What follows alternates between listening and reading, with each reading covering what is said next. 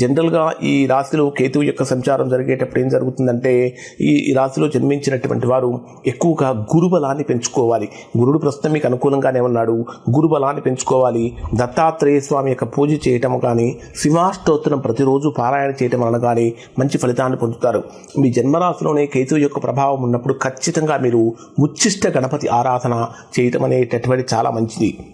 దాంతోపాటు గణపతికి గరికతో ప్రతి బుధవారం రోజున గరికతో పూజ చేయటం వలన మీరు మంచి ఫలితాన్ని పొందుతారు.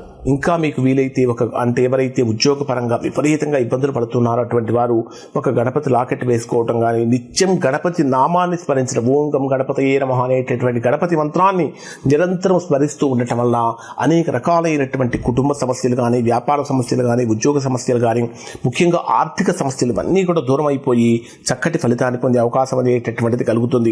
ఇక్కడ ఓవరాల్గా కనుక పరిశీలించినట్లయితే సింహరాశిలో జన్మించినటువంటి వారికి జన్మరాశిలో సంచరించేటటువంటి కేతు కొన్ని అనుకూలతలు ఇస్తున్నాడు, కొన్ని ప్రతికూలతలు ఇస్తున్నాడు. ఎవరైతే తీవ్రమైనటువంటి ప్రతికూలతలు పొందుతున్నారో అటువంటి వారు ఒకసారి మీరు మీ వ్యక్తిగత జాతకాన్ని విశ్లేషణ చేయించుకొని దోషం ఎక్కడుందో తెలుసుకొని దానికి తగినటువంటి విధంగా దోష నివారణ కనుక చేయించుకుంటే చక్కగా మంచి ఫలితాలు పొందేటటువంటి అవకాశం కూడా కలుగుతుంది. ఇవి సింహరాశి వారికి కేతు వల్ల కలిగేటటువంటి ఫలితాలు. శుభం.